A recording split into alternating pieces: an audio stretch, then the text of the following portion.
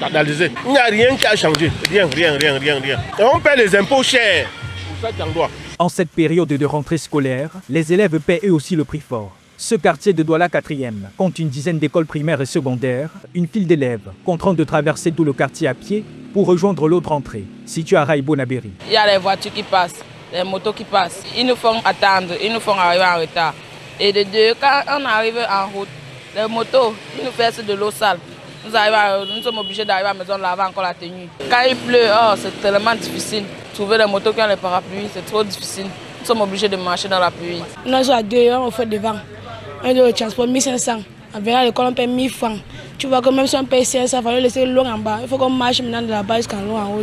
Même les raccourcis qu'on prend, c'est trop gâté. Et personne n'échappe à cette dure réalité. Tu vois comment les enfants rentrent étant fatigués. Ne serait-ce que le transport qu'on donne aux enfants le matin, en un mois déjà, ça donne encore la pension d'un autre enfant. On paie 400 francs.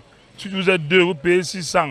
Si tu es seul, c'est 500 même. Aux autres tardives, on peut même donner même 800 francs. Nous rencontrons un groupe de transporteurs de viande, contraints de parcourir au quotidien ce chemin infernal. Quand vous nous voyez charger, là on travaille à l'abattoir. Et l'abattoir nous donne de l'argent, des centaines de millions. Mais ils n'arrivent pas à ranger la route. Chaque jour on tombe ici dedans, on casse les pieds. Regarde le charment que nous on fait. Si on ne fait pas comme ça, on ne peut pas manger. On ne fait pas, on dit qu'on a volé. Même constat pour les commerçants qui voient leur clientèle disparaître. Ça fait particulièrement 2 semaines, nous n'avons pas de chantier là. On est à chômage là. Et soit même comme ça, prendre les baguettes pour aller faire un petit boucan là. En plus, il n'y a même pas la lumière pour dire qu'on va même travailler. Petit travail qu'on a. Depuis le matin qu'on a brûlé, depuis, regardez, cela, ça se sèche au grillage. La route est tout mauvaise. Il n'y a personne qui passe. Les voitures, les motos ne passent pas. Même les gens de Bounandali passent vers le château maintenant. Avant qu'il y avait la route, les gens passent ici, on vend.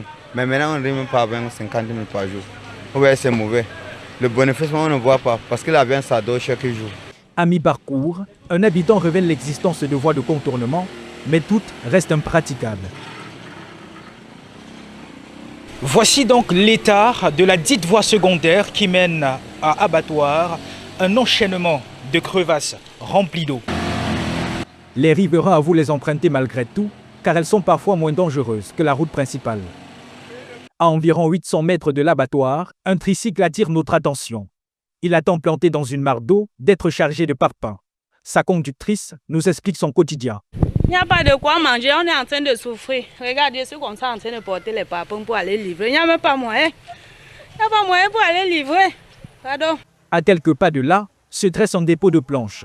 Là encore, la route impraticable tue lentement l'activité. On vend même morceaux, les poussins, on ne peut pas porter parce qu'ils ne parviennent pas à marcher, ni la voiture refuse de venir.